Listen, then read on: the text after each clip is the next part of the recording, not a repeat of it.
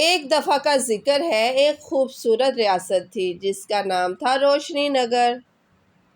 وہاں کی شہزادی کا نام تھا نور۔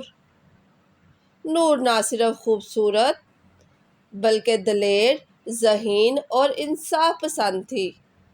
شہزادی نور تلوار چلانا، گھوڑا دوڑانا اور کتابیں پڑھنا پسند کرتی تھی، لیکن کچھ لوگ کہتے تھے شہزادیاں صرف تاج پہننے کے لیے ہوتی ہیں، لڑنے کے لیے نہیں۔ نور ہمیشہ مسکرا کر کہتی، جب ظلم بڑھ جائے تو تاج سے زیادہ تلوار بولتی ہے۔ ایک دن شمال کی طرف سے ایک ظالم جادوگر آ گیا جس کا نام تھا جلال۔ اس کے ساتھ کالے پرندے، سایہ نما سپاہی اور اندھیرے کا جادو تھا۔ اس نے روشنی نگر پر حملہ کیا اور بادشاہ کو قید کر لیا۔ پورا شہر اندھیرے میں ڈوب گیا، لیکن درست وقت پر نور اپنی ماں رانی کے پاس آئی اور کہا، اب مجھے لڑنا ہوگا، نہ صرف قلعے کے لیے بلکہ امید کے لیے۔ نور نے جلال سے لڑنے کا فیصلہ کیا۔ اس نے اپنی جادوئی تلوار لی، اپنے گھوڑے پر سوار ہوئی اور جلال کی تلاش میں نکل پڑی۔ راستے میں اسے 3 آزمائشوں کا سامنا کرنا پڑا۔ پہلی آزمائش تھی چکردار بھول بھلیاں، جہاں سچ کے راستے پر ہی دروازہ کھلتا۔ نور نے سچ کے ساتھ اس مہم کو سر کر لیا۔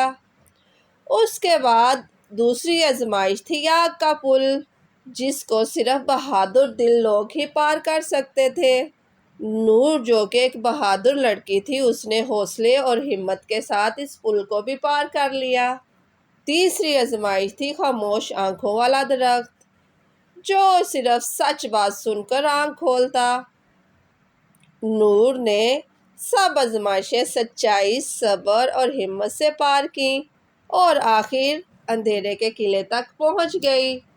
قلعے میں جلال نے نور سے کہا، ایک لڑکی مجھ سے کیا مقابلہ کرے گی؟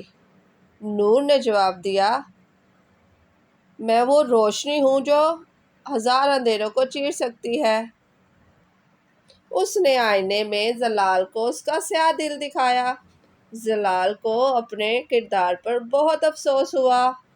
جلال نے خود اپنی بری جادوئی طاقت چھوڑ دی اور قلعہ روشنی سے بھر گیا۔ جلال نے بادشاہ کو بھی آزاد کر دیا۔ اس طرح شہزادی نور بادشاہ کے ساتھ اپنی ریاست نور نگر واپس آ گئی۔ اس کے بعد شہزادی نور کو نہ صرف شہزادی دلیر کا خطاب ملا، بلکہ وہ پہلی ملکہ بنی جو تاج کے ساتھ تلوار بھی رکھتی تھی۔